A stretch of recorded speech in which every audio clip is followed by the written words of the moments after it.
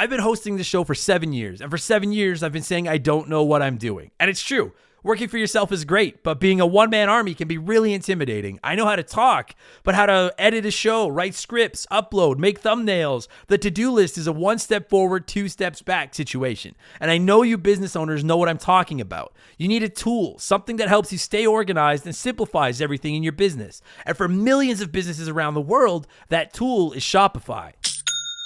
Shopify is the commerce platform of choice for millions of businesses around the planet and 10% of all e-commerce in the US, from small startups to juggernauts like Mattel and Gymshark. They can hook you up with hundreds of ready-to-use templates to get your online store up and running, and they include helpful AI tools to do some of the heavy lifting like writing item descriptions and enhancing photos. And Shopify can help with that all-too-important social media too, helping you create emails and media campaigns to get your product in front of customers. It's like having your own marketing team.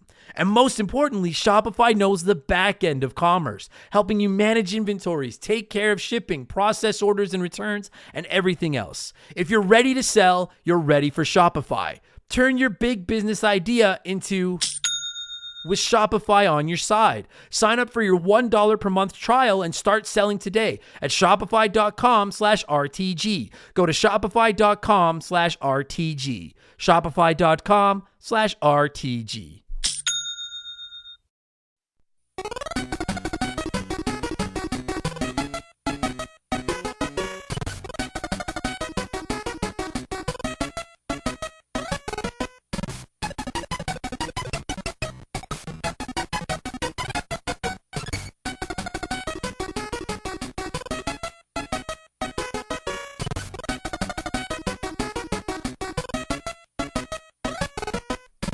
What's up, everybody? Welcome back to Remember the Game. It is my retro gaming podcast where every week a buddy of mine and I sit down and we geek out about the games we played back in the day. My name is Adam Blake. Thank you so much for listening to the show. And this week it is episode 341. And we're taking it easy and talking about one of those life doesn't always have to be hard games in Kirby's Dream Land 2 for ye old Game Boy.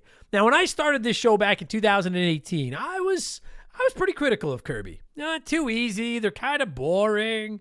I always have told the story about how Kirby's Dream Land was the first game I ever bought with my own money, only to beat it the day I brought it home, and then I was mad and felt ripped off because I spent all my birthday money on it. But I've warmed up to that pink ball a little bit. And while Kirby's Dream Land 2 might not be his best work, it's classic Kirby. And that's not a bad thing. That's a good thing. It expands on everything the original Donkey Kong. Fuck me. Guys suck at this. It doesn't expand on anything Donkey Kong did. It expands on the original Kirby's Dream Land and everything it brought to the table. It's got better graphics. There's way more levels. It introduces the animal sidekicks, which introduces new power-ups. It's got replay value to an extent in the form of collectibles that range from piece of cake to look it up in difficulty when it comes to finding them. It's a pretty good game. So my guest this week is our resident Game Boy fanboy, my buddy Patrick. He loves that little gray box of joy more than I do. And we had a pretty good time slamming coffees and talking about swallowing up bad guys. We made a lot of swallow jokes this week. That comes with the territory when you're talking Kirby. And I will say, I think we were a little bit more critical of Kirby's Dream Land 2 than our final scores will represent. But that's the story. At least for as far as I'm concerned, that's the story when it comes to Kirby. You know, I usually have a good time with his games, but they always leave me just wanting more. And we'll get to all that in just a minute, because speaking of always wanting a little bit more, it's time for another edition of the Remember the Game infamous intro.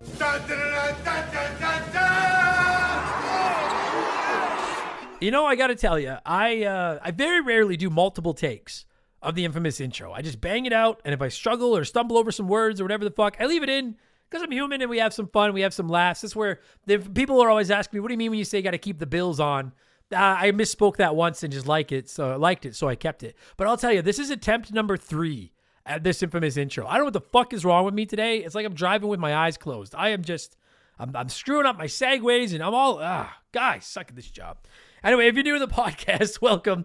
Consider this your warning. I do suck at this job, and our intros are a little bit long. They're not that long. They're a little bit long, but they're fun. We talk video games and stuff. They're a good time, and they're easier to get through than Kirby is, because all you got to do is skip to about the 30-minute mark, and you'll be in the game chat. Or if you want to know exactly when to go to, our Patreon, We have every episode of Remember the Game, 341 and counting over there, ad-free with timestamps, along with all the other stuff, which I'm going to talk about right now. If you'll just excuse me for 1 minute, let me do my plug so I can keep our bills on around here. We have merchandise. You can find it all at rememberthegamepodcast.com. Shout out to my man Joe for 4545 Creative for designing all of it, the talented SOB that he is. And as I mentioned, if you want Remember the Game ad-free with timestamps and hundreds upon hundreds of additional bonus podcasts, our Patreon is the lifeblood of our show. It starts at just $3 a month, and I publish 4 extra shows every week, ad-free. You have shows Monday through Friday on our Patreon.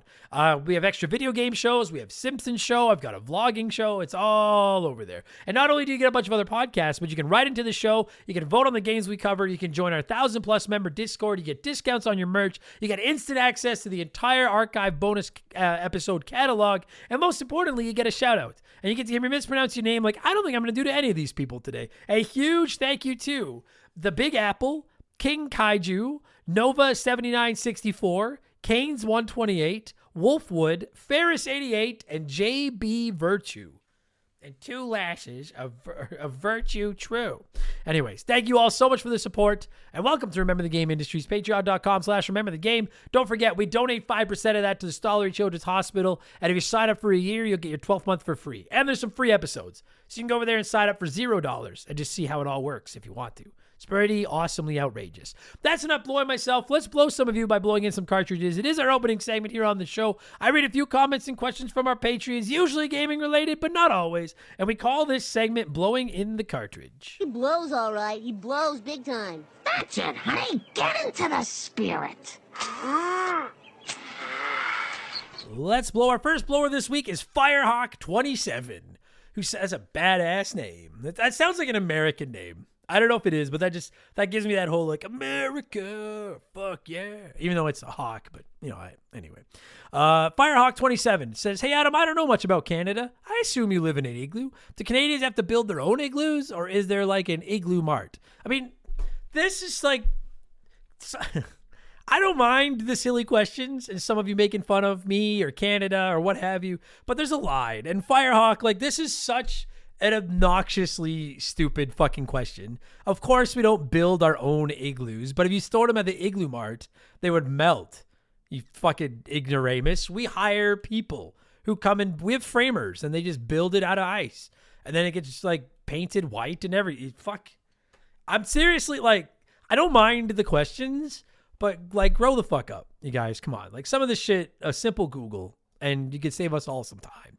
Works for me. And yes, our fucking heads do open up, by the way, and we do go, hey, buddy, all the fucking time.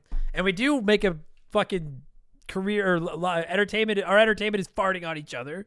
And yes, we all date polar bears and beavers and drink syrup and apologize too much. And yeah, fucking Yankee bastards. Works for me. Says, hey, Adam, if a genie appeared and gave you $10,000 and said you could only use it to apply for a U.S. work visa or enter the World Series of Poker main event, which would you choose?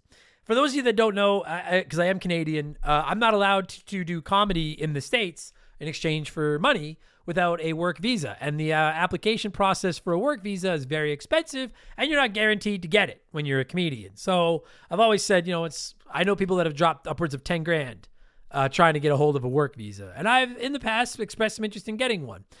That said, I'm not doing a lot of stand-up anymore. I'm pretty focused on the podcast right now. So works for me. If the option right now is here's $10K US, you can only use it for a work visa or to enter the World Series of Poker main event, I'm going to play in the main event. Because I can podcast from the goodness of Canada until, until the end of Canada anyways, which hopefully isn't for at least another, I'm 41 now, at least another like 25 years. That's probably what I got left.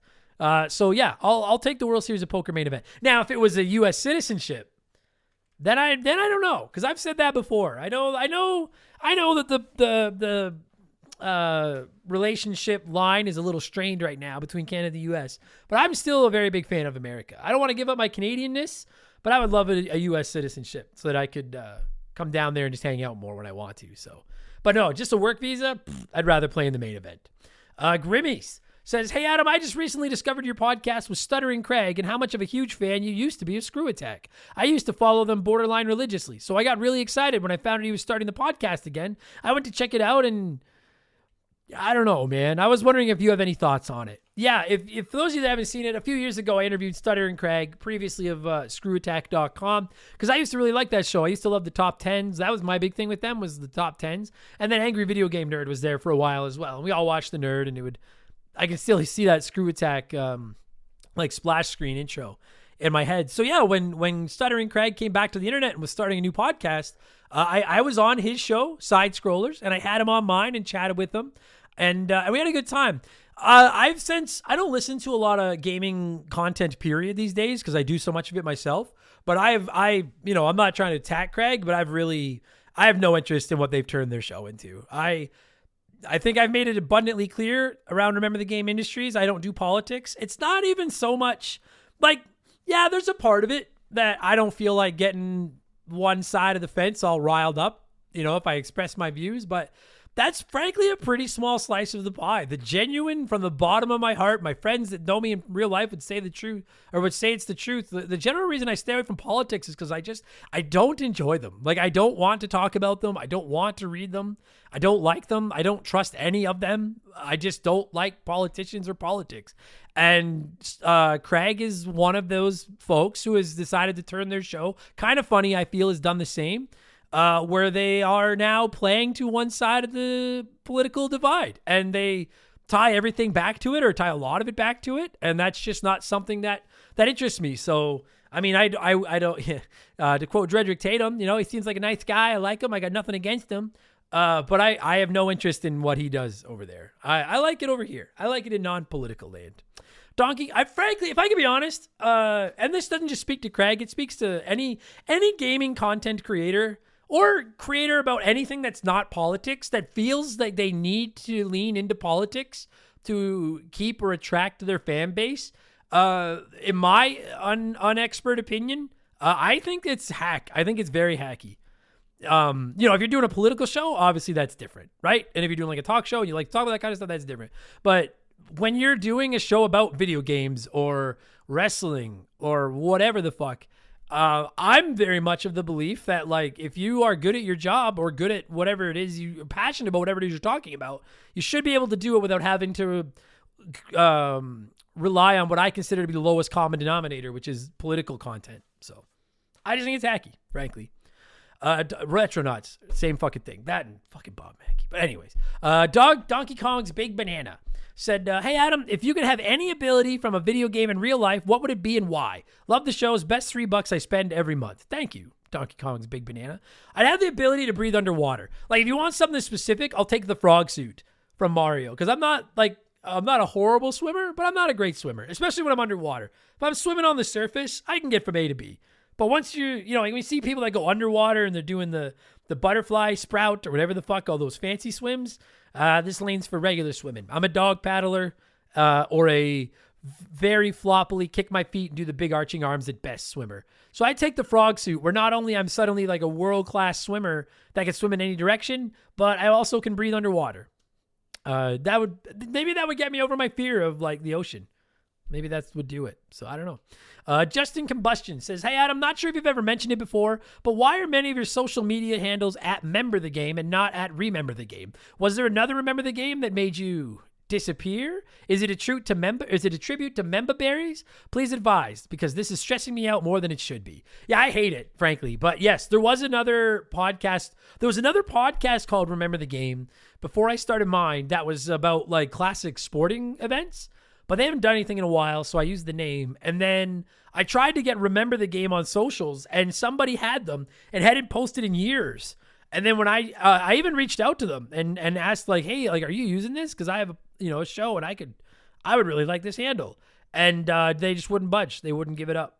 So yeah, I'm looking right now. At Remember the Game has a Sonic avatar and hasn't tweeted since January 11th, 2015. So, but they were unfortunately already taken. So that's why I went with Member instead. It's bullshit, frankly. It's bullshit. Bad Zoner says, Dear Mr. Blank, play one, remake one, erase one, pub edition. Pool, poker, and darts. I would play pool, or I'd play poker. I enjoy the way it is. I'd remake darts, where I'd change the dart board into an electronic board that can change zones throughout the game and shrink or enlarge certain zones to make it tougher. I'd erase pool, great game, but for me, it's the weakest of the three. I'd play poker because I love poker. That'll always be number one. But I would remake pool, and I would just make myself as good at pool sober as I think I am when I'm drunk, because I'm not very good at it either way. And then I would erase darts because I have one eye and not great depth perception. I've never been very good at darts. And I get nervous about throwing sharp little arrows in rooms full of people, because at least one is going to bounce off that board every fucking time. Rubber Fork says, Dear Mr. Blank, I'm a heavy video game collecting addict with 2,000 games in my collection. Yes, I'm not very good with money. That's sweet, though. That's a sweet collection. But my question to you is, in the collecting world, there's a lot of expensive cardboard and paper. Like a copy of Earthbound will run you about $350, but the box and only the box will run you a full $1,000. What is a box / manual / game guide, etc., that no matter how ridiculously priced it is, you would love to get your hands on one day? Also, I am recently cancer-free. Not relevant to the question, but I'm just so pumped I had to share. Well, Rubber Fork, I just told you we don't talk politics, so I'm not going to weigh in on cancer. But as far as no, I'm just kidding. Congratulations, buddy. That's awesome. I'm happy to hear that. Fuck cancer. I'm sure there's someone on the planet, just to be a fucking contrarian asshole, if we were like, if there's one thing everyone on this world can agree with, it's fuck cancer. I guarantee you there's some fucking guy in like Manitoba or fucking Iowa who's just like, oh, cancer's not all bad. It fucking sounds good on your mouth or whatever the fuck. I don't know. I can't even go the way to defend it. Somebody would defend it, but they're cunts. Congratulations, Rubber Fork. As far as if there's one box / manual / game guide that I'd love to get my hands on one day, I know it's people probably already knew, but it is Earthbound. I had that game as a kid. We threw away the box. We dismantled the fucking manual because we were dumb fools. And then I sold my childhood copy like an ass like 10, 12 years ago. I regret it. I'd really like to get I will someday own a physical copy of Earthbound, but I would really love to get my hands on like a complete inbox. That would be, that might choke me up if I ever got my hands on like a complete inbox, because I just love that game and that player's guide and everything so much. So complete inbox Earthbound is my dream item. Yeah. And then finally, before we move on, it's letter time. Lee Carvalho's putting challenge wrote in and said, hey, Adam, which Simpsons character would be best suited to be in Smash Brothers? I love this topic. I feel like I could do an entire episode just laying out a Simpsons Smash Brothers game, like Simpsons Bros or some shit like that. I feel like if you're specifically talking Smash Brothers, I feel like Bart is the guy, because he kind of has that more, he's small, he's a kid, he fits in with some of the other characters in Smash Brothers. You could make him you could give him the ability to turn into Bartman and fly a little bit, but would keep him above, or give him like a skateboard or something as like a hover move. He could summon Santa's little helper. There's a lot. The slingshot is there, obviously. There's a lot you could do with Bart as a character in Smash Brothers. Homer could be like kind of fun as like a melee character, but I just, outside of making him go green, like nuclear green, when he get like, maybe that's his special move or some shit, I don't know what you do with them. Mo, I thought Mo, because I'd give him the fork in the eye and he could toss flaming Mo's at you. But and when he runs across the screen, it's like that silhouette where he's running across the field with the butcher knife over his head. Oh man, that'd be sick. But I don't know if Mo would quite fit in the Nintendo universe, or Flanders and Willie, because they're jacked. But again, I don't know how well they'd fit in. I think the answer's got to be Bart. I'd go with Bart. Or Radioactive Man. Radioactive Man is possible, but I'm going to go with Bart. That's it, everybody. Thank you so much for writing in. As always, we need to keep this ball rolling. So let's switch things up and get to our Smash Hit segment, the official game show of Remember the Game Industries. Play one, remake one, erase one.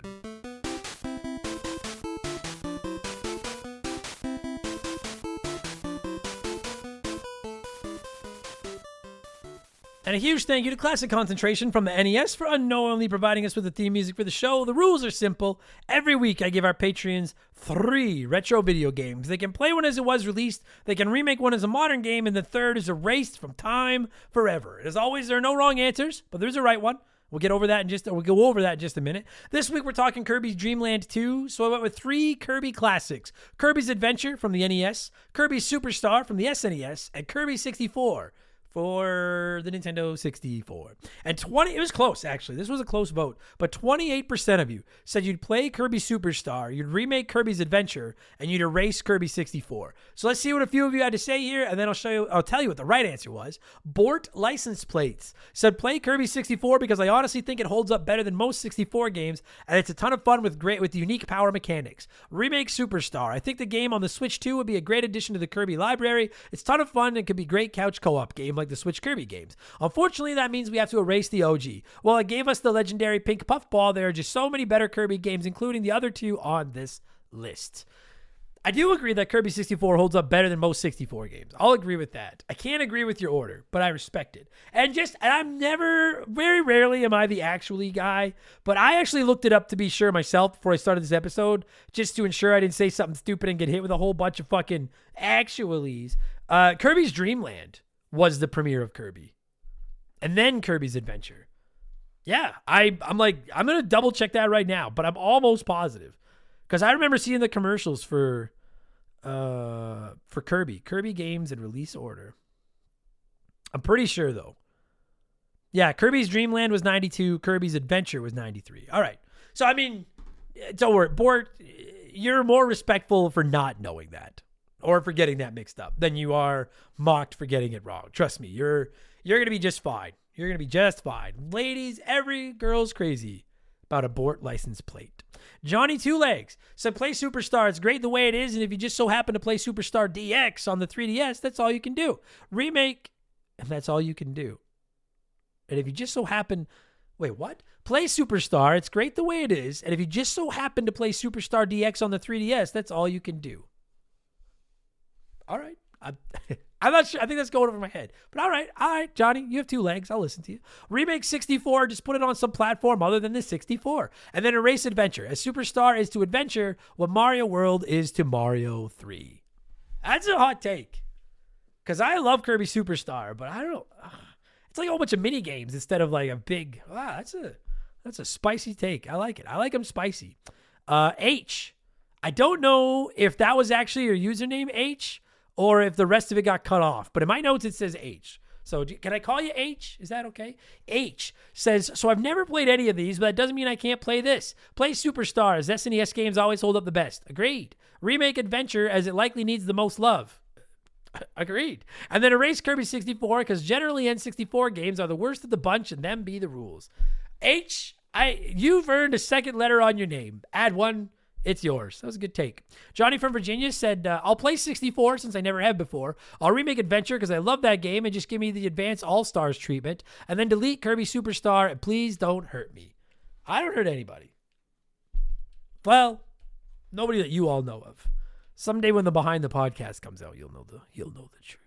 And Ray George, I still don't know how to say it. Rage George, said, I love Kirby. He's part of my tattoo sleeve, but I haven't played many of his games. So therefore, play Kirby 64 because I have fond memories of the 64 and I'd like to see what it's all about. Remake Dreamland because I really enjoyed that game and I'd love to see it all dolled up. Erase Kirby Superstar because I never had a Super Nintendo and one has to go. I'm shocked that you've turned out as seemingly normal as you have when you've never had a Super Nintendo. That is impressive. Congratulations. I'm going with the majority.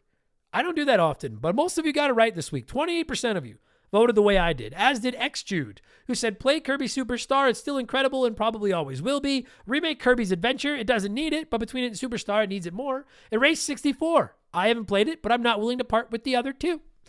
Different logic, but same reasoning. I'm going to play Kirby Superstar on the Super Nintendo. This is a fucking great game. Seriously, it's like 7 or 8 mini games. A couple of them are like bona fide platformers. Kirby looks awesome. It's Super Nintendo Kirby. It's a great collection. I'm going to remake Kirby's Adventure in the Kirby Superstar art style because I love Kirby's Adventure, but I want to see it in 16-bit. And then I'm going to erase Kirby 64 because while I played it a few months ago and I actually quite liked it, I just don't think it's as good as Adventure or Superstar. The combinations of powers is great, and it is a 64 game that's held up better than more, but at the end of the day, it's still a 64 game, and remember the game industries, the number 64 has a stank on it that just can't be washed off. So thank you, everybody that wrote in and played along with me, as always. What have I been playing over the last week? And then we'll get into Kirby a lot. Dude, I've been gaming like a motherfucker over the last week. This morning, I beat Legacy of Kain Soul Reaver. I finished it. Rolled credits. Good. No, I don't know if I'd quite go great, but good. It's definitely got some late 90s gaming warts, but that's one of my favorite things about games from the late 90s are the warts. So that episode is coming up in the very near future because it's done now. We just got to record the episode about it. I have gotten to the very end of the final level of Mario 3D Land a few times and died, and then I just put it down. I'll go back and finish it off soon. I've been playing Kirby's Dream Land 2, which you're about to hear about. And then and I'm playing Metal Slug 3 for an upcoming episode. That game is fucking awesome. Metal Slug 3 is a good fucking time, my friends. So those are the retro games. Oh, and GTA 5 I'm chipping away at for 350, episode 350. And then for modern games, I'm still playing some Mario Kart World a couple of nights a week for the lulz. I am playing Doom the Dark Ages, which I really want to finish to record an episode of Expansion Pass about. I was talking about this on social media. Doom the Dark Ages is tricky because it's broken to very like clearly defined levels. You start the next chapter, and then when you finish a chapter, it says chapter complete, shows you the score, and you go to the next chapter. And I have a great time when I play through a chapter of that game. I love the quick pace action and the shooting and the switching the weapons and the demons and the doom and Glavin and everything like that. But I play it for like an hour, I beat an area, and then I just have no urge to keep playing it. And then I put it down for a day or two, and then I come back and play another one. It just isn't hooking me like Eternal did.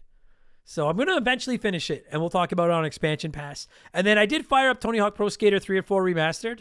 Yeah. The muscle memory's still there, baby. I thought it was going to be really hard. And then very quickly, I was going from like fucking, I don't know any skateboarding terms, but like grabs to manuals, to the reverbins, to the grindins and the 900s. It's pretty solid. I'm going to spend some time with Tony Hawk 3-4. That's it. That's what I've been playing. So let's pause here. I need a drink of water anyways. We'll let a sponsor in. They'll do their thing. And when we get back is Kirby's Dream Land 2 from here until the finish line. All right. We'll be right back after this. All right, let's talk some Kirby's Dream Land 2. As always, I like to let you nerds sound off on the game we're covering before my guest and I hog the airwaves. And we had a nice little variety of comments this week, mostly positive. So let's see what a few of you had to say here. Anthony Messina said, I played this game just recently, and it's honestly way better than I anticipated. I played the first one years ago, and I remember not loving it so much, but this one was fun. I agree. And again, like when you listen to this review, we might seem like we're being very critical of this game, but it was better than I anticipated as well. I feel the same way, Anthony. I agree. Better than the first one, for sure, in my opinion. Somebody else might disagree with me, Patrick. Tim Vitullo said, I played this for the first time last year, my 3DS, short, sweet, and totally worth the few bucks I paid for it. Would have loved to have this on my Game Boy when I was a young lad. It's a perfect palate cleanse after finishing a massive RPG or open world adventure game. And and I think that's where Kirby shines. Kirby's at his best when he's just that he's the after dinner mint. 60 hours of Elden Ring, 1 hour of Kirby. He's finding a place in my gaming. He's finding a place in my gaming ecosystem. Kirby is. Scorch 57 2004 said, this is one of my sister and I's favorite games to play as a kid. We used to play it a lot on our Super Game Boy with the SNES. I love how it had the animal bodies, and I really wish they'd bring that mechanic back more. Shout out to the Super Game Boy. Fuck, I love that. I had one of those. I'd like to get my hands on one of those. I had one as a kid. And it really, it wasn't that good. You're just seeing Game Boy games on a big TV, but the novelty was, I need a Game Boy player for my GameCube. That's what I fucking need. Hogzilla said, as the name states, this is Kirby's Dream Land 2, so in theory, this is a dream. Are all the other games only in dreams, and does he dream of himself as the pink marshmallow creature, or is he some kid who has terrible nightmares of being changed to a pea creature that must now feed on the woodland creatures to survive? It's fucking deep, Hogzilla. Can you imagine? It turns out I like to think that Kirby is the dream of the kid from Little Nemo, the Dream Master. That's my pick. Agent Booty Pants said, one of the first games I bought by myself as well. I remember beating it really quickly and then realizing I needed to get all of the dream bubble things to get the real ending. I could never find one of them. So 30 plus years later, I still haven't fully beaten that game. Someday I'll go back. Dude, I get into them on this episode in a minute. The last one's fucking insane. Asian Booty Pants. Don't feel bad. And Insert Clever Pun said, I played this game over and over as a kid. The thing that stands out most in my memory is the Sun and Moon boss, but I'm way overdue for a revisit of this game. I'll try to dust off my Game Boy before the episode. That's why I like you, Clever Pun, because I hate puns, but I put up with you. Because shout out to the Sun and Moon boss. That I shout them out in this episode. The best boss in Kirby history, not named Keaton DDD or Meta Knight, is the Sun and Moon boss. Those things are fucking awesome. Let's talk about it. That's why you're here, right? You want to hear Kirby's Dream Land 2 talk. So let's do it. I'm going to cue up some Kirby's Dream Land dreamy tunes. And when they stop, my boy Patrick and I are going to take another look back at Kirby's Dream Land 2, which originally released in North America on the Game Boy on May 1st, 1995. Enjoy the podcast, everybody. Let's go.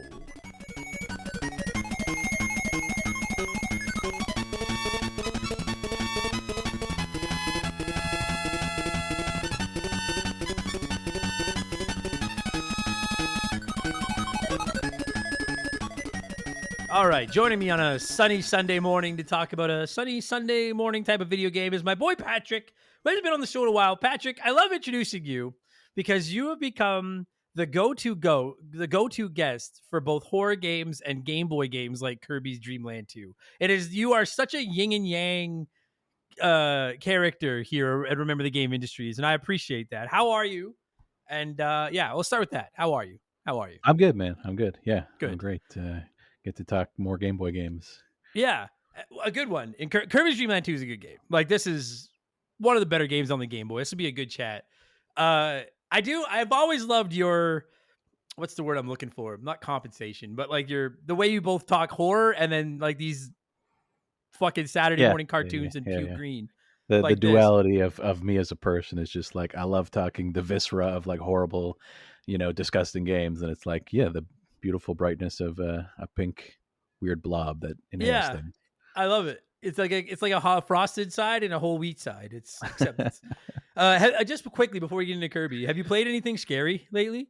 Like, I know you've been busy with life, so I don't know what you've been playing. But like, have you played the Silent Hill 2 remake or anything? No, I haven't. I refuse to pay the price that games are now. Fair enough. But I've been playing Outlast Trials with one of my buddies. That's really scary and fun. Just co-op horror. Oh, is it like the other Outlasts where you just have a camera and you're fucking? Yeah, exactly. It's got a little bit more, but it is the same kind of thing. Like, it's not a camera anymore. It's a set of night vision goggles that are like bolted to your head, and you're basically going through these like trials in like a hospital type scenario to escape. And it's really fun. Like, co-op wise, it's like super scary, super fun, really fun mechanics, but it's the same kind of like no real combat, run and hide kind of thing. Right. But with those, I've said many times, Outlast is where I draw the line. I'm too scared. They're too much. Yeah. Those are too intense for me. But with a friend, maybe it's not quite as bad. It's very fun. Yeah, like it's very frightening, but man, it's very fun to play. Oh, Jesus fuck! Oh, I can't. I've tried to get through Outlast 1 like 8 times, and I'll get as far as like I'm in the basement. I have a camera that's and I'm like, no, I'm done. Fuck this. I think Outlast 1 is the hardest one of like the whole franchise to play, like to get over the mechanics and like deal with. I find it very tough. I don't know how anybody doesn't develop a heart condition playing those fucking games. Not like Kirby, who will not hurt your heart at all. Yeah. And this is Kirby's Dream Land 2. Now I'm willing to listen. We're at 340 some episodes. I don't remember who was my guest on every episode, but I'm willing to lay dollars to donuts. You and I covered the original Kirby's Dream Land. I'm positive we did. Absolutely. Yeah, absolutely. Yeah. And I've ranted about many times about how that was the first game I ever bought with my own money. And I resented it as a kid because I beat it the day I brought it home. And I was like, well, I just wasted, like, that was the most money I'll ever have in my life. And it's gone over a game. We had this one growing up, but I didn't play it a ton. I sat down and replayed it now over the last couple of days on my Switch. And I got to say, not like, I was expecting a little bit more meat on the bone being the sequel to the OG, but this is still a really good sequel to Kirby's Dream Land. Yeah, I felt like as far as sequels go, like this one does everything right. Like, everything is, you take the original and you just expand on it, and that's like the pure definition of, I feel like, what they did here. Just the amount of levels that they packed into this game was pretty impressive, and while recycling like almost everything from Dreamland 1, including all of the new enemies and the new powers and the new like characters, is pretty impressive. Yeah. It's just like, I can't help but think of like Super Mario Land to Super Mario Land 2, and what a difference. Like, Mario Land is a fun game. Jump, yeah, but Mario Land 2 is like, here's an overworld and a whole, like, a new villain and a whole bunch of new area. Like, it was crazy. Whereas Kirby's Dream Land to Kirby's Dream Land 2, well, it is a little bit bigger. I don't know why. I for some reason thought maybe they're like, kind of felt like Kirby's Dream Land, but then here's 3 new animals, and the animals like change your abilities and shit around. I was expecting a little bit more, but it was still at the end of, like, Kirby's Dream Land. My only criticism is that it's too short, and it's too, it's too short is my biggest criticism. I Yeah. wouldn't even say that about this one, especially if you try to 100% it. This one's got a little bit of, it's got some teeth. And you mentioned you played it on Nintendo Switch Online. So did I. And where I blatantly abused the rewind was at a couple of moments where I was trying to get those 7 collectible things. And some of them you don't know what ability you're going to need until you're in there. 100%. Yeah. Yeah. So like, same as Kirby 64. For those of you that remember the Kirby 64 episode, to do all these collectibles, like you need to have a particular ability when you go into the room to access the collectible. And the only way to know is trial and error. And so back in the day, it was like, well, I guess I'll leave the level, come back in, go find a different ability. Whereas, thanks to the power of rewind and save states, it's like, well, I'll just fucking go back and grab a different ability and try again. Yeah. And like, sure, I'll hear the argument that it's cheating, but it's a very much a quality of life thing, Patrick. Very much. Because holy fuck. I agree. Yeah. That was so frustrating, especially the last one. Which fuck that. Yeah, we'll get it. We'll let's just do it now. Fuck it. Yeah. Did you get them all on this playthrough? All the rainbow? I didn't. No, I didn't. I didn't. Where you were going back and doing it, I was so frustrated with not knowing that I was like, I'm not gonna bother. Like, I'll just see what happens without it. Dude, the last one. So I can't remember how many worlds there are in this game. I think 7. And 7, I believe. Yeah. Yeah, and in each world, one level has a piece of the rainbow bridge. They look like a football with stars going around it, I think. Yeah, rainbow drops, I think they call them.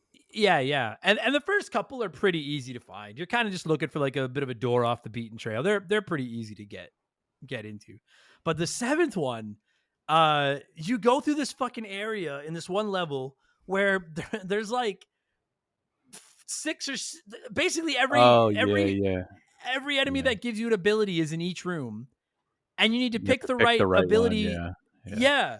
And once you eat one and take their ability, you go across a bridge where you can no longer drop back down and hope that you've got the right ability to open the door. And you need to do it 5 times to get access to the rainbow drop. And if you get one wrong, you need to go through the whole fucking level again. And I must have I even looked up one walkthrough, which I'm ashamed to say I had to use a walkthrough for Kirby's Dream Land too, but I did, because I was like, I can't figure out the fuck to get this thing.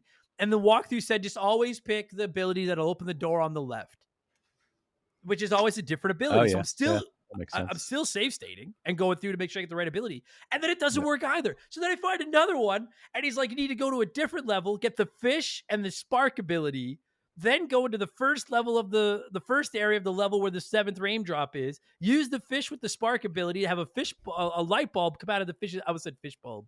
Shout out to everybody that gets that reference. There you go. So you have to have the fish with the light bulb ability to have the light bulb come out of the fish's mouth to light up the room, to see 5 different ability logos in the back. And then you need to use those abilities in that order to access the 7th rainbow drop. And I was like, I'm all for you making this a little bit deeper and kind of, extending the gameplay a little bit.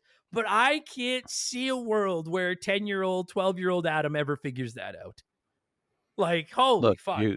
That's deep. You were a child. You were a child complaining Kirby 1 was too easy, and you're an adult complaining Kirby 2 was too hard. I know. Maybe I just hate Kirby. People happy. Maybe I just hate Kirby. And I once I did it, I was like, I got you. My problem was just like, they don't even if they gave you access to the fish and the light bulb in that level and you figured that out. But it was like, go to some other level, get the fish and the light bulb, come back into this level, light up the background, and then you'll see where it is. And I was like, holy fuck. I don't like, but I prefer that over Kirby's Dream Land 1, where it's like, close your eyes and hold left and you'll probably get through the game. I did like it better. So it was just, holy fuck. I think I still enjoy Kirby Dream Land Adventure more than this one, actually. Surprisingly. Is that right, eh? Yeah, I don't know what it is about. I think the simplicity of the first one is just like, I have such an attachment to it. Even though it is like what we talked about before, with it being short and everything, it's just such a comfort game. And I feel like there's just so much more in this. What I had a frustrating time with is my stubbornness in like the animals I was picking. I wasn't necessarily paying attention to the world that I was in, and I was just picking like whatever one I thought would be the best to use instead of what was probably intended to be used in that world. So I found a lot of times where I would have a fish, but I was just all on land, and I was just stubbornly like trying to jump through the land just because I enjoyed the power up that they had or whatever. Or I end up using the hamster a lot with the I can't remember which power up it is. I think it's the electricity where it shoots like the kind of arm of little whatever. It's like a little kind of electricity sword. Yeah, yeah. And I found I really enjoy using that, but that hamster's not suited for all of these areas all the time. Right. And I would just get frustrated because it just didn't feel like the hamster would go fast enough for certain spots, especially the levels where the screen was constantly moving, where it was forcing you through the level. Yes. I get Yes. frustrated doing that sometimes. Yeah, I like so if you've not played this one, like it's basically Kirby's Dream Land 1 in the sense of you're just going instead of going level to level, like 5 levels. I will give them credit. Like they expanded to 7 worlds and each world has a few levels in it. And then you fight a Mhm. boss at the end. Like it's, it's and then you fight DDD and it's classic stuff like that. The biggest difference I think in this one is there's a hamster, a fish, and an owl. And they're like 3 animal sidekicks you can get. And it to try to change up the script a little bit, each one of them interacts with a special weapon differently, which is kind of neat. Like there was some really cool. I really liked like when the owl, if you had the needle ability with the owl, Kirby would turn into like a pin cushion, and then the owl could like lower you down on enemies and stuff. Like some of them were actually pretty cool. Or the fish with the spark would have the light bulb, the fish bulb thing, which was Mhm. kind of neat. But I do agree with you though. Like in the first 3 worlds, they give you 1 animal per world, and it's kind of their way of introducing. Like when you're in the water world, use a Yeah. fish, and we'll teach you how to, Yeah. right? Exactly. Yeah. Which is great. But in the later worlds, yeah, you have multiple chances to kind of switch them on the fly, and you almost it's not really going to tell you which one to use, and you can kind of figure it out from like hints. But you're right, like it gives you the option to use whatever you want. And I had a couple instances too where I fucking took I had the fish on land and I was like, this is so fucking useless, but I Yeah. fought Yeah. hard to find this fish and I'm not giving him up. Yeah. So we're just gonna hop a log, fucking one little stop at it, just useless fucking ability. Yeah. So What the combination of like environment that I found the most frustrating was when there was like the wind, where it would just be like the wind is blowing you, and it push you through the level. And if you don't have the owl, you don't get to control how you're yeah, you going. just You just kind of dodge. get Like yeah, and you're just yeah. dodging. And I found that very frustrating because I would be hanging on to like a hamster or a fish or something, and and you clearly need the owl. And to some points where it's like you couldn't get to certain doors if you didn't have the owl. They give you like 2 doors in a little sheltered place, but you couldn't get to the second door without having the owl. Yeah. It became like it didn't matter what you wanted to play with. It was just when you got to the little mini boss fight that allows you to unlock an animal, it's whatever they presented you, just take that one because chances are you're going to need it for the Yeah, next they're part giving you the coming up. one you need. Yeah. Yeah. And that like because really the biggest part of this game is the biggest addition to Kirby lore, if you want to call it that, or the game is the animals. And I think it's kind of a yin yang because it is cool to have them. It's fun. When you play, have you ever played Kirby 64, Patrick? No, no. So we reviewed that one a few months ago, and one of the big hook in that one is you can combine 2 abilities. Yeah. So if you get like rock and ice, They you'll they do that in Kirby 3, I think, right? For the Super Nintendo? I think it has the same thing. I believe they Yeah. there's been a couple of them The like that. combo, yeah, yeah, yeah. And it's fun to like see the different abilities and stuff. And I get that you're on the OG Game Boy, and listen, I love the OG Game Boy as much as the next person, but let's put our cards on the table. It's not a lot of horsepower under the hood of the Mhm, Game Boy. mhm. So I get that maybe they're like, well, it's easier to just give you the same old abilities like fire and spark and needle, but give you 3 animals that all you get 3 times the or triple or quadruple or whatever. What would it be? Triple the number? I guess Whatever quadruple. that math is, there's no way to Well, what know. would it? Because I guess if Kirby's got 1 set and then there's 3 more, you're quadrupling it. There's yeah, eight copy abilities for Kirby, and then each animal gets 3. So it'd be Or sorry, three versions of yeah. those 8. Whatever that be. This is It's fun to impossible me. to know. Yeah, I should have played that Fisher This isn't Price remember math the game. math. Yeah, yeah.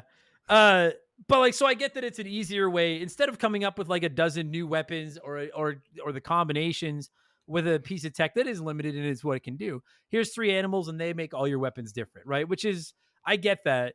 And it is fun to play as the different animals. It's fun when you find one of those big sacks hanging off the ceiling the animals are in, and you're like, oh man, I wonder which one I'm going to get for a partner this time. Like, all that is cool. But you are right, especially if you're trying to do 100% run. Um, it they almost give that false sense of more freedom with the animals than there is. Like, you can use whatever animal you want when you have access to them, but if you want to get everything, like you said, Patrick, like, it's like, Yeah, hey, we're giving you the fish. There's a fucking reason, the like, it's illusion of choice. take the Yeah, fish. Yeah. yeah. So, And that's where I think I might have just enjoyed the game without the animals and just having the introduction of like the copy abilities and just right. basically Kirby 1 but with longer levels and copy abilities. I think is what I would have enjoyed more.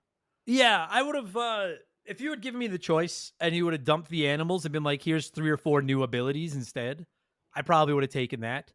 Hmm. Because this one, even compared to like in Kirby's Adventure, like you get the sword, and I think you get the hammer in that one too. And in this one, like those aren't the sword enemy is in the game, but you don't get the sword ability when you eat them.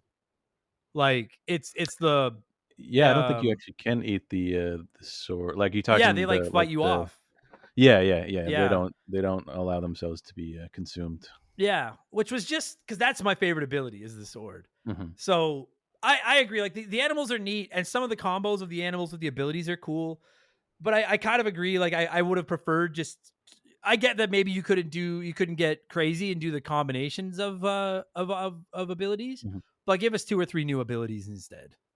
Yeah. So because the thing about like at the end of the day, it's a Kirby game. It's not particularly difficult. I actually died more where most of my deaths came from wasn't me dying, it was my animal dying because you turn into such a bigger target when you're on an animal. Yeah, yeah.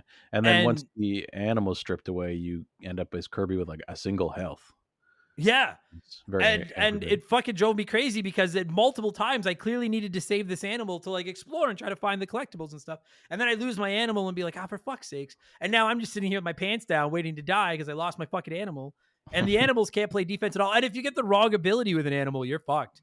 Like Yeah. some of them are really neat, but some of them, like that light Oh, bulb, is really stupid. cool Yeah, once. And other than yeah, that, I'm like, I'm just a sitting duck here at a much bigger body yeah. waiting to get I killed. I So do like what I seem to notice is when you have an ability with an animal, if it's like a directional thing, so like the light bulb is meant to be as like a projectile, but if they hit the front of it, it hits them as well. But most of the animals will go kind of like invincible all around when they're charging up an ability or utilizing an ability. So if you get hit from the side or like a directional attack that doesn't necessarily work, it's not like detrimental.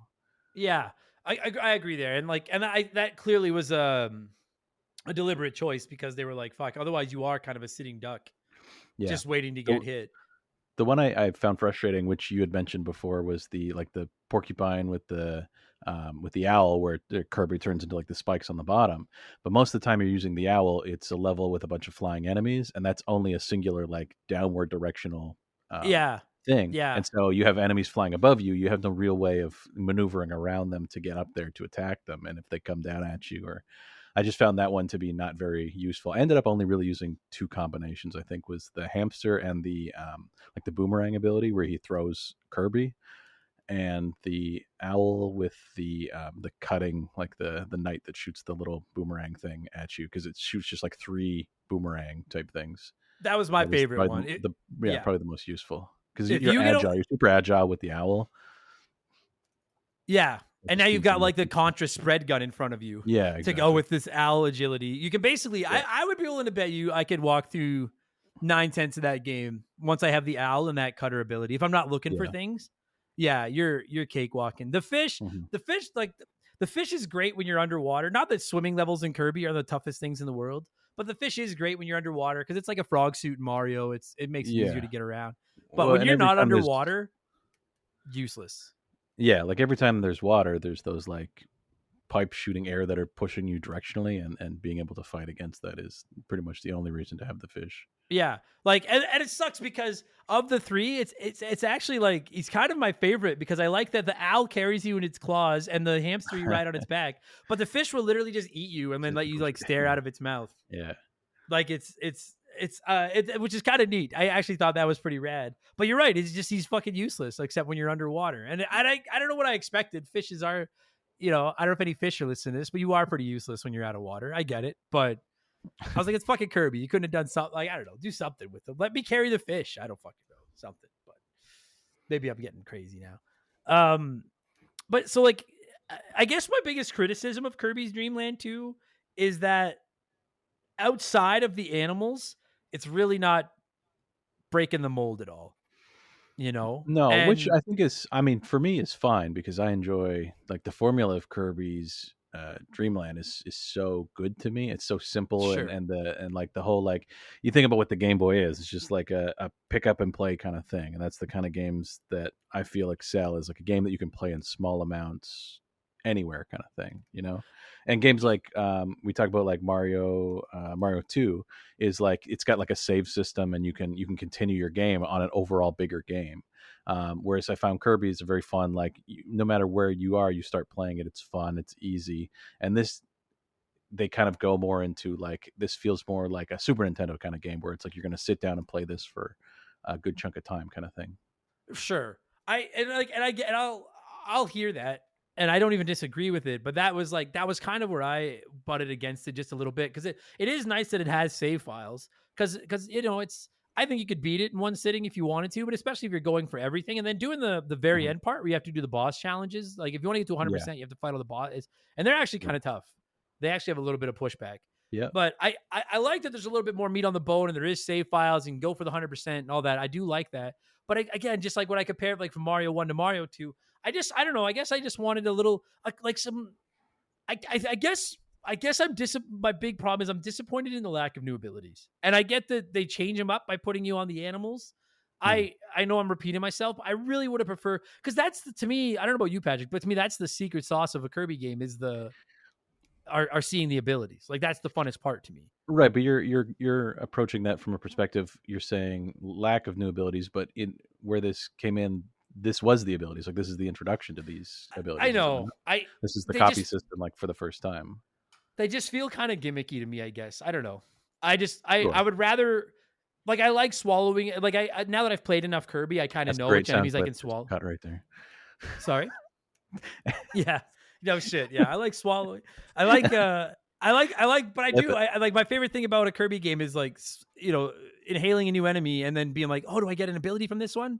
And it's like, it was like, no, it's the same 5 as before or whatever the fuck. But then if you have an animal, you can do something different. So I don't know. It's not like I'm going to give it a decent score. I like it better than the first one, but I would have preferred a couple of brand new abilities as opposed to the same ones in a different form, if that makes sense. Sure. But I I think just, I think I miss my sword. If they just give me the sword, I would have got off your ass. But I I think miss my sword. the real takeaway from this is that Adam loves a big sack and he loves swallowing. I do. I like swallowing. I like swallowing different guys to see what they will give me. Like He that's what loves I like like. What will loves I when he goes get into a from room and he this? sees a big sack. Yeah, like what will I get from this when okay, let's I hate to do this, but now is where I need to put a sponsor in. So if one of my sponsors is listening to this episode, I probably just lost a sponsor. Let me let it add in here, and then when we get back, we'll go through some of the levels and stuff. This show sucks. We'll be right back. So okay, aside from some of the other things we were talking about before, other than that though, like I really do. I like that the controls stay basically the same. It's still accessible to kids. I like that DDD is back. It is. Did you notice, like when you fight DDD? Because we both love DDD is Yeah. royalty around this show. Yeah, yeah. He's a legend. It's basically the exact same It's the fight. It's same just fight. It's the same fight. he's just punch drunk or he's hypnotized, I think, or Yeah, something. yeah.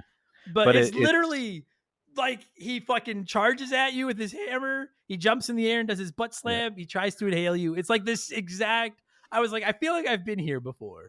But isn't And that the point? Is like because you do that, but then the true reveal is like, oh, he's been possessed by the whatever that guy, the dark matter, yeah, and now yeah, that's the real fight. yeah. I just like. I want to talk to DDD and just be like, maybe you wouldn't keep losing if you just mix one new attack Yeah, in there. yeah, Because yeah, He's scouted you. He knows what's coming, buddy. yeah. But yeah, then the real final boss is this fucking dark matter thing, which you only get. I did get all the rainbow drops. I think you need to get them all to fight. You have to, yeah, yeah. Yeah, Otherwise, you get like the bad ending. the bad ending, like because the endings of Kirby games are so fucking like, oh my god, it turns Kirby's dead. Now I know you didn't 100% at this time, but have you fought Yeah. that dark matter guy? I've never. No, I've never. I No. had to watch like a video on how the fight goes with the rainbow sword. Oh, okay. I gotta be honest, man. It fucked me up. Fucked me up Yeah, quite a few times before I got a yeah, feel for it. This was not King DDD. yeah. It Uh looks tough. yeah. The good thing about it though is so when you fight it, the 7 rainbow football things you collect throughout the game like come together and form like a big sword, and now you have a weapon to fight this final boss with, which is all well and good. And I got all excited because I was like, hey, I got my sword ability that I've been waiting the whole fucking game for. This is what I wanted. And then when you fight it, you can't even hit it with the sword. You need to wait for it to like create energy pellets around it and then hit the energy pellets into it. And I was like, why? Like, I said, just because it's Kirby, like, why can't I stab something? Like, why? Just let me use my sword here, you know? Yeah. But it was a good fight. It was a good final fight. I love DDD, and like Dark Matter is a lame concept for a villain, but it was actually a pretty entertaining fight. And it looked pretty gives good. you a reason to go back. So, which I really think you and I need to remember too. Like we both beat it in a couple hours. You didn't 100% it. I did, but I abused save states and had to look up how to get the 7th one. If you weren't doing that, if you're playing this on an OG Game Boy without save states and without the internet telling you how to do it, you'd be playing forever. Oh, buddy, it's, some will argue it's kind of an artificial lengthening, and maybe it is, but you are going into these same levels like a dozen times. Sure. Trying different abilities. I mean, if that's the biggest complaint to the first one is like they just kind of overkill it. It's like, all right, you thought that was too easy? Like, here you go. Enjoy playing this forever. Yeah. Yeah, exactly. I do prefer this method of like, if you want to, I just finished playing Mario 3D Land as well. And it had hidden collectible. You had the 3 coins in every level you could collect. And if you get them all, you get an extra world. I really like when games do that. And I like that it's optional. If you're like, you're like, I'm a kid and I suck at video games, and it's like, then you don't have to do all this. But if you want to do it, here's a little bit of extra meat. And I wish that more games, and I feel like this kind of became more of the style as games went on. Give me a reason to keep coming back. Give me a reason to keep playing. And I liked that a lot about this game. It was just, man, a couple of them. That fucking last one where you had to light it up. And then you mentioned that room where you're in, if you don't have the owl, you kind of just play defense and it blows you from right to left and you just have to dodge spikes. Yeah. There's a door you have to get into in there to get one of those footballs, and you can't get it without the owl. But just getting there with the owl is a challenge. It's tough, yeah. Yeah. So I like that. And that's what I didn't enjoy is like, you're making me do this. Like, I'd rather just have the abilities and fight my way through. And I think that would be more fun than giving me like this secondary puzzle of like, I have to have these things. Sure. Because then there might be parts of the level before that where the owl doesn't like necessarily complement the level. Sucks. Yeah, it fucking sucks. Yeah, Could you imagine getting to a part where you had? I mean, there were parts where you had to have a fish to get to some of those things, and it's like you had to flop across dry land to get there, and that's frustrating. Yeah, it is. Well, and if you don't like that fish, you're just like, I'm just not going to take the fish, and then you get to the underwater with the hamster and just getting pushed through, like, yeah. And you're like, fucking fish. He's like, how the turntables have turned. It, well, I'm like, I didn't realize it till right near the end of my playthrough that at any time I could go into a level, get an ability or an animal, and then just leave the level. And like, I'm used to like, if you do the start, go back to map thing, you lose whatever you picked up. Mm-hmm. But in this one, I should have remembered. I'm like, it's Kirby. They're going to give you a break. So you can go into a level, pick up a fish or whatever the fuck you want, pick up the item you want, and then bounce. And then you'll have it on the map to take to the next world.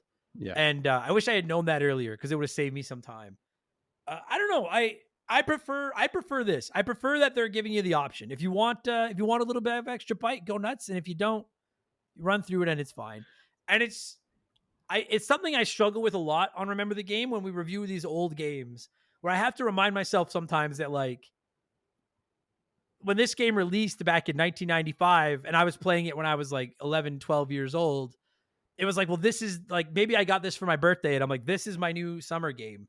Yeah. So I need it to go longer. You know what I mean? As opposed to like you said, a pickup run through in an afternoon like we like now.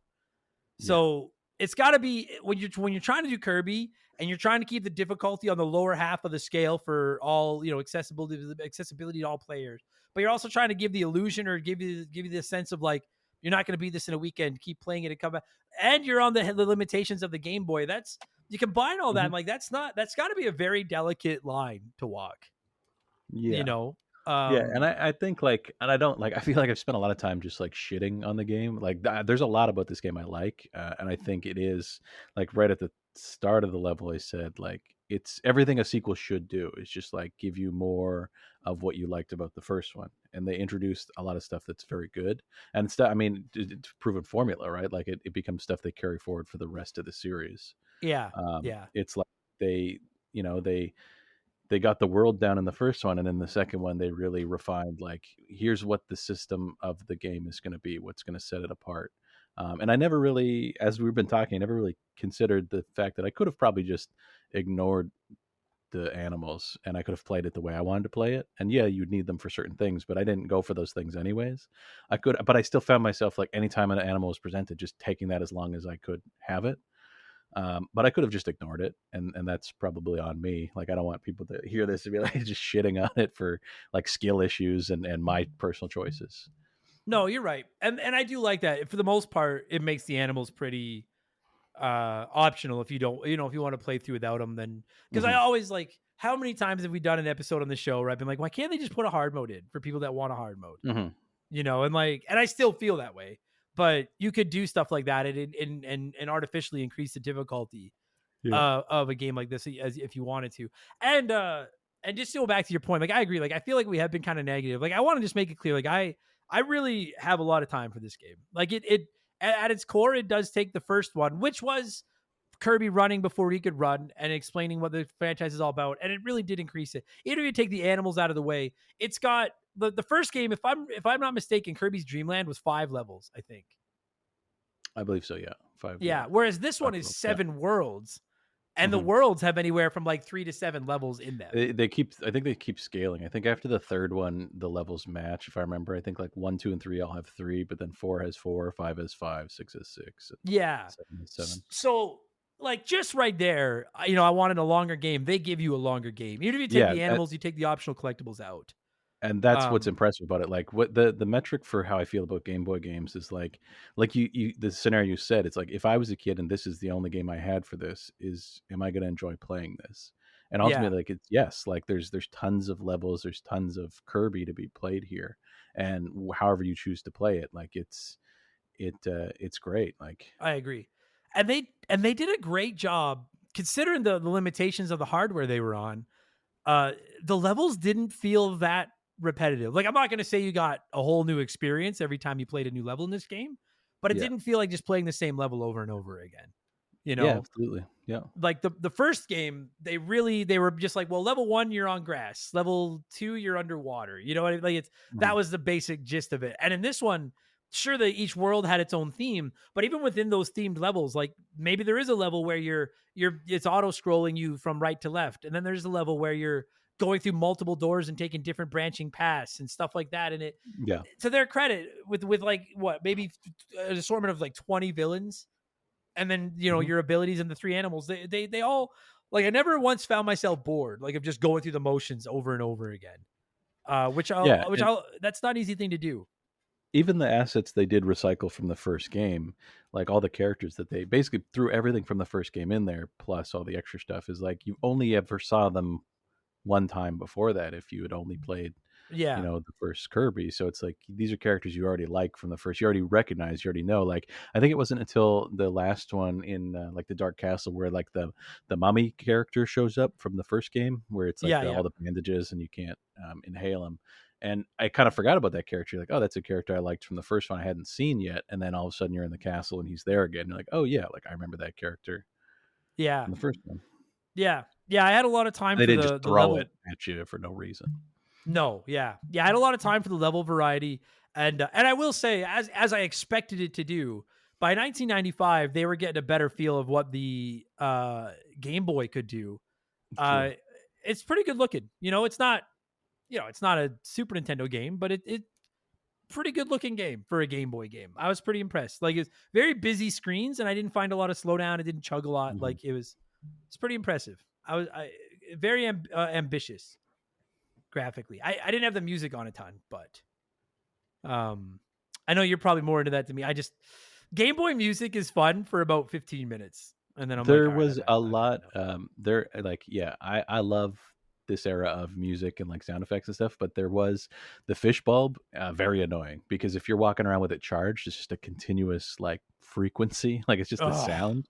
oh, And there were times where that got annoying, but it's like this is how I have to play this. I have to have this ammunition ready, charged up to go, but yeah, you're just flopping around with this annoying sound going on. yeah. It's I don't know, man. They're like, and again, it was like it was kind of different when you were in the car, and it was like, well, I either listen to this or I listen to mom and dad argue. So Yeah. I'll listen to this. But now I'm like, I'm playing it on my Switch, on my dock, on my TV, and I was like, I really don't need Game Boy music coming through these speakers for too long. You don't You need know, it's not. surround sound Game Boy. Yeah. Yeah. My neighbors are like, what the fuck is he choking a cat? The fuck is going on over there? Got to turn that shit down. But I do think it's very ambitious. Like it's good looking. The levels have a lot of a lot of detail to them. They don't look boring. The enemies look crisp. Like I was really impressed with they did level up. Like I know I keep going back to like my only real complaint is I don't know if I love the gimmick of the animals. I guess that's what it comes down to. As I don't know if I love the gimmick of the animals. I think we agree there. Yeah, that's the same Yeah, kind of but concern I have for the game. But other than that, yeah. Oh, and dude, I have to shout out. They brought back my all-time favorite Kirby boss for this one, and that is the Sun and Moon. Oh yeah, Mr. Shine and Mr. Bright. If you've never played one, you fight a moon, like a quarter moon, and then an angry sun. And one is always fighting, and the other one is always in the sky. And whichever one is in the sky makes it like it's that time of day or that time of night. And then the other one is attacking you with their own abilities. And they even have like combo attacks where like there's one where the moon is going to rain stars down. I can't remember if you had to stay in the sunbeam or if you had to stay out of the sunbeam. Yeah, and then the sun is Yeah. the same thing. The sun, you have to stay in like the moonbeam or whatever. Otherwise, the sun like flashes you or burns you or whatever. Yeah. And I fucking love that boss. Cause like, look, I love the tree as much as the next guy, but is that tree not like the wimpiest boss? In the, like I know it's there to teach you like, hey, this is how boss fights work. Yeah. But that poor boss is just like the crappiest fucking. Yeah, when you get back to him in this one, you're like, oh, this again. Like, okay. Yeah. Have you got any new attacks? Pooh. Yeah. Nope. Still just blowing air at me, hey? And then dropping apples that I'm gonna spit back at you. But I do like they had like the mini bosses. I feel like we didn't really talk about them enough, like for how frequent they are. But what I did find annoying is if I entered a mini boss with a combination of a weapon and animal, I found more often than not it was just easier to get rid of whatever my weapon was and just resort to watching the attacks, inhaling the star, shooting it back at them rather than trying to hit them with whatever attack I already had on me. Same here, buddy. That's a great point that I forgot is because there are some Kirby games where if you get to a bot like one of those mini bosses, because traditionally they take three spit stars at them or whatever to beat them, and there are some of them that if you get to them with a special item, you're gonna like in seconds. You're spamming the attack trying to do damage, and it's taking 2 blocks off. Maybe at a time. And I agree with you. This one was like. I was like, am I even hurting him? Like it does next to nothing. Yeah, just throw your special attacks away. And some of those like mini bosses are just as good as the regular bosses, but you're just like, there's no point in having like that's what I would use the rewind state for. Is I'd go in if the boss wasn't like manageable with the attack, I'd just rewind back. I'd spit it out before I go through the door, go back in and just fight it normal. Yeah. Because I agree. Like I just found that I was just standing there taking a beating, trying to get myself in position to hit them with their attacks. Also, which could very well just be a skill issue, but that's fine. Absolutely, yeah. There was one of the mini bosses. The one I can't remember what the actual what the physical form of it was, but it would throw those like cutter blades and they would hit the wall and then fall down and you'd suck them up as they were falling out of the wall. Yeah, that I don't know what he was called, but yeah, I know what you're talking about. It's just what I'm talking about. It's like a little ball with spikes on it. Yeah. Yeah. I'm actually I'm not sitting here being like it's Dark Souls but I genuinely had some problems with that fucking guy. Mm-hmm. Like I don't know why I just could not get my timing down with him. And I was like I'm sitting downstairs and I'm playing this game and I'm getting pretty heated at one point. And I'm thinking to myself like I'm not even depending on my mood, I'm not even always ashamed of my gamer rage, but I will be goddamned if I'm going to sit here and lose my temper over a fucking Kirby game. Like, just take a breath, because I was getting so pissed off at that fucking. Because he throws stupid blades, and I fucking try to get into a position to suck him up. But then while I'm doing that, he's charging at me with his fucking stupid spike ball body. Fuck, and you can only hurt him when his like spikes are off. Fuck that guy. I feel like because he has 2 attacks, right? He has the one where he shoots the spikes at you, they hit the wall, and they turn into a little bundle of spikes, and you suck that up. But by the time you do it, usually he regains his spikes. The one you're supposed to do it on, I think, is when he charges you, hits the wall, and they fall off, because then he sits as like the naked ball for longer. Yeah, I found it. I mean, because like unless you have a special weapon, one of the things about Kirby is that most boss fights are a hurry up and wait scenario where you're waiting for them to provide you with something. Learn the like even DDD. Star at you. Like same. You're basically just playing defense and waiting for him to do something that makes a star that you can spit back at him. And that's where that was one of the things where I love having a special weapon, because I don't have to play the hurry up and wait. I can just go in guns blazing and wipe them out. And in this one they nerfed it. So I'm floored at how little damage specialty weapons will do to the mini bosses. You basically have no choice, like unless you're the guy the patience of a saint, to just wait for them to open themselves up to attack. And I could like, it doesn't really bother me because it doesn't take that long, but it can be frustrating when you're near death. Dude, when I was fighting Dark Matter, I kept getting down to where he had like 1 hit left, and then I only had 1 hit left. And I'm waiting for him to put himself in a position where I can hit him. And then he does. I miss. And I'm like, fuck. Because now I need to play defense for the next 90 seconds and not get hit.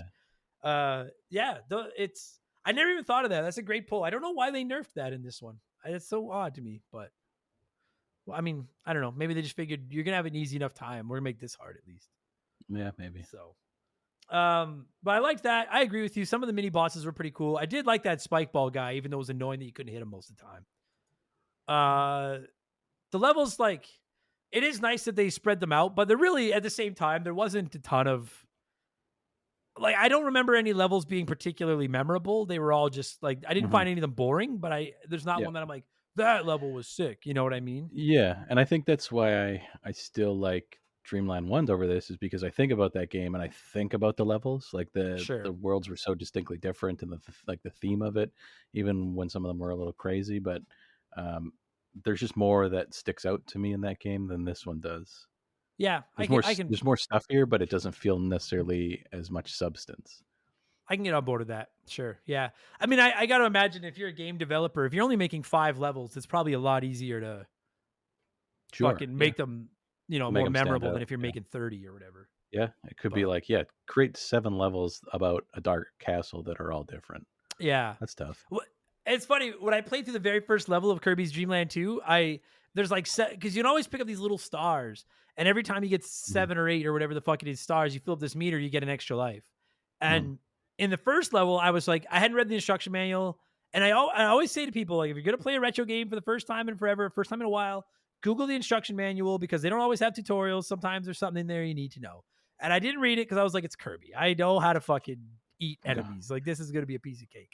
And then I saw the little stars, and I assumed that it was like, oh man, each level is going to have these 7 stars you collect or whatever the fuck. So I'm going through this level trying to find them all. And then I realized, like, oh no, all it is a 1-up. And in some levels, they give you like 30 of them.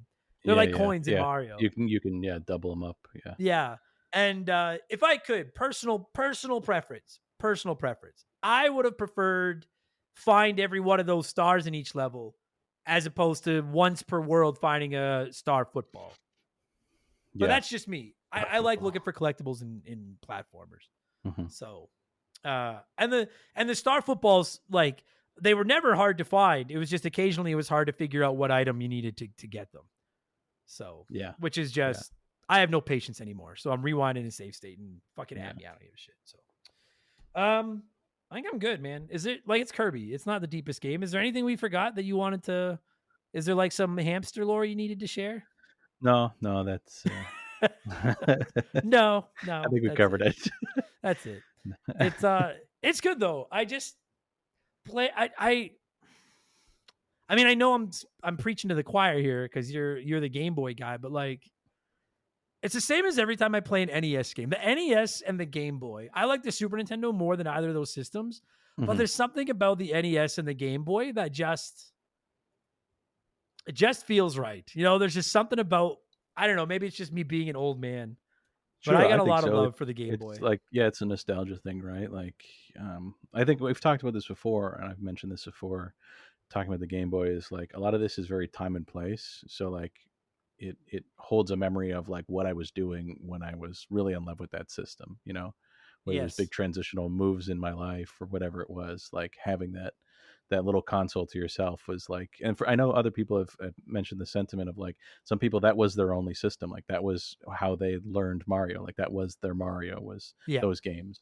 Yeah. And that I think brings a lot for it. In the same sense that we were talking before the show about like the 3DS and stuff. It's like, yeah, there's games on there that are great, but I for one don't have any real attachment to that console. But there may be people listening that grew up and it's like that was their first console, and that was their Mario, and that's what they took to school, and that's what they spent all their time with playing. And that's, I think, the why the Game Boy has done so well in all of its iterations, and why it's sold so well for so long, is like in a world where you maybe well, of our age, it's like the TV. You only have one TV with your Super Nintendo or Nintendo. It's like if your parents were using the TV, you didn't get to use the game console.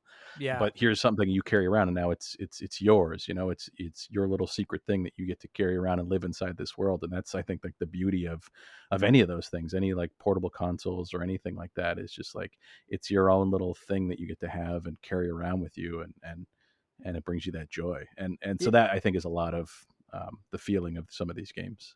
Yeah, I agree. It's and when and please know when I say this, this is not meant as any bit of a slight toward Kirby's Dream Land 2, but like the for those of you that weren't around in the Game Boy, like the Game Boy was our mobile games.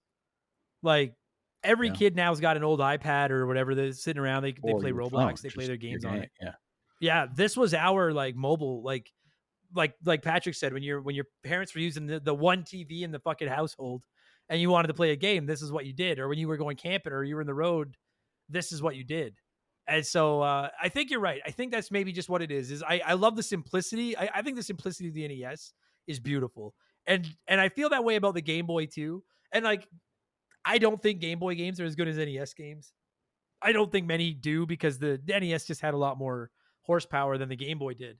But I'm equally as nostalgic for both of them. And there's Hmm. just something about seeing anytime I like this or Super Mario Land 2 or Pokemon, like the top echelon, like Link to the Link's Awakening, like the top echelon of original Game Boy games. It's really just shocking how much they were able to get into that tiny little Yeah. box, you know? Yeah. Like How much? Yeah. How their much of a world competition that you back can? then Yeah. was those Tiger handhelds. You remember Yeah. those I fucking mean, yeah. things? And Yeah. they were Absolutely. Yeah. garbage. Yeah. Yeah. Garbage. I Absolutely. loved them, but they were garbage. Yeah. I had a couple Ninja Turtle ones of those kind of things. Yeah. Yeah. My friend had one with Bartman on and we would play Yeah. it all the fucking time. Nice. And it was just garbage, but we loved it. So I got a lot of love for Game Boy. I'll never get tired of reviewing the occasional Game Boy game on here. It's Yeah. just Absolutely. it's a special system. Now I'll ask you, okay, we'll score this and then I got one more question for you. So we got to score this Sure. thing. I don't know how the fuck to score this. I mean, there's 7. Let's go 7. 8. There's 7. What's that? 8 copy abilities. Oh yeah, okay, sure, yeah. And then I could figure out how many it was times by because I'm a fucking idiot. I'm positive it's 4 times because if Kirby can make 8 abilities, but then the hamster, the fish, and the owl can each make 8, then it goes from 8 to 32. So that's 4 times it's 4 times. Yeah. I mean, I don't care. Yeah, I don't either, but I know I'm gonna get people being like, Adam can't do math. I'm like, yes, I can. Yeah. Go to I hell. can't. So I'm fine Here's with the that square criticism. root of go fuck yourself. That's what it Yeah. is. Okay, yeah, let's go out of 8. Patrick, you're the visiting team. So I would say out of 8, I'd say 6. yeah, fuck. I said I like it more than you, and I can't bring myself to give it a 7. I'll go 6.5. I'll go 6. You want me to lower mine so you can have your score? Yeah, if that you want? would, please. That would help. I'll go me. 5 so you can Okay, have the I'll score give it a that you 6. like. That's great. Yeah. No, it's like it's good. Like I mean, it's a Game Boy game. Like I don't think it would make my list of my top 5 Game Boy games, but it'd probably be a shot at my top 10. Would it be in your Game Boy better than me? Would it be in your top 10? No, I'd see my top 10. It would be pushed out by Kirby's Dream Land. Like I Yeah. still, for whatever reason, if for the reasons of what I just kind of went on that sentimental rant about the Game Boy, that's one of those games. It's Right. the same way someone will talk about Pokemon, right? Like it's you carried that around, you get attached to those characters, like that game inside and out. I'm not as familiar with this game as I am Kirby's Dream Land. Right. And so Right. I can't score it high. I don't like it more than that, despite what they've done. Like I recognize and I appreciate all of the improvements and where it pushed the franchise and what it did for the Game Boy and how they utilized it. But to me, it doesn't beat how much I like that first game. I get it. Now, before we leave, I did have one other question for you. You're a Game Boy guy. So we've reviewed Pokemon Gen 1 and Gen 2. We've done Link's Awakening. Link's Awakening, excuse me. We've done Kirby and Kirby 2. We've done Super Mario Land 1, 2. I don't remember if I've done Mario Land 3, Wario Land. I don't think I have. So that one has to be done. We've done Mega Man 5, which is the only Mega Man Game Boy game that's really super worth my time, in my opinion. Yeah. I need to do Bart versus the Juggernauts because I have mad love for that. What's left? Patrick, is there, I don't put you on the spot, and if you don't name something, no one yell at that's Patrick. fine. Yeah. We did Ninja Turtles as well. I think we did Turtles 3. Turtles 3, yeah. You and I did that one. Like what's left? Yeah, for you Game mentioned Boy that I need Wario. to do? So I would say like Wario Land, Super Mario Land 3 is a Yep. huge one. Gargoyle's Quest is a big one too. That would be a really good one too. That one comes up a lot. Gargoyle's Quest. I would a good argue one. you could also do any of the Donkey Kong Land games as well, because those are really good on the Game Boy, even though they're pretty much just copies of the Super Nintendo. But what they achieve in those games is pretty wild. Those ones are. I need to give one of them another shot because I had Donkey Kong Land when I was a kid, and it could be my eye. I don't know. Like I could not play it. Like I could not. It's tough on the original Game Boy, but I think you can play them on the Switch. I think they may be on there where it doesn't have like the motion blur kind of thing. Without that, they're really good games. But I recognize on original hardware, that's a very tough one. Yeah, they were ambitious, but they were rough. I would say the biggest one that you should focus on next, though, Wario Land, though, like Super Mario Land 3. That's a huge one. Like that's one of those games right up there. Like I would put in top 10 for sure. Yeah, I need to do that. I've started that one twice and thought it was good, like fine both times, and then just never went back. I don't know why. Yeah. Because I love Wario. Like Wario. Yeah, I would love to do that one because that's a game that I have a lot of love for and I've played many, many times. Okay. Well, let's put a pin in that one because you're right. That one has to happen. So let's. That one or Gargoyle's Quest is a good one too. All right. Consider the flag planted. Wario Land is going to get himself some love. Wario needs. Cool. That's the first one where you actually play as Wario, I think. I believe so. Yeah, I think that's where they introduced the character. So crazy. Well, they would have introduced him in Mario 2 as the bad guy, as the villain. As the main villain. Yeah, this is where you first play him, though. Yeah, I love that he's become like Nintendo's. Anti-hero. He's become Nintendo's anti-hero. He's Nintendo's Venom.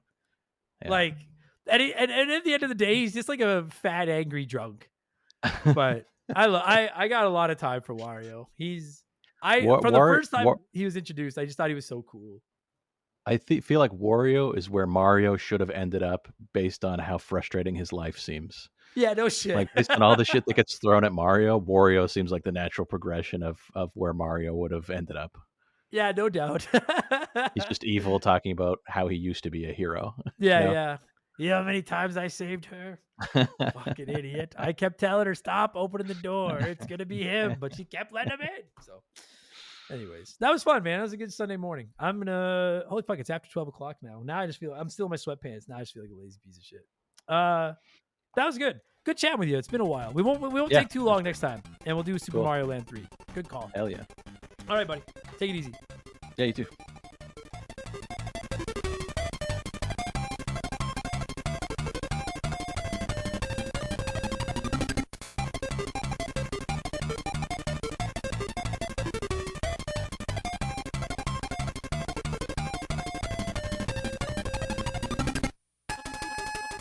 And that is going to do it for this week's episode. Patrick, thank you so much for giving me a call and talking some Kirby's Dream Land Part 2. And for every single one of you dreamers listening to this right now, whether this was your first Remember the Game, your 341st, maybe your 196th, whatever the fuck, it doesn't matter. If you're listening to this, thank you.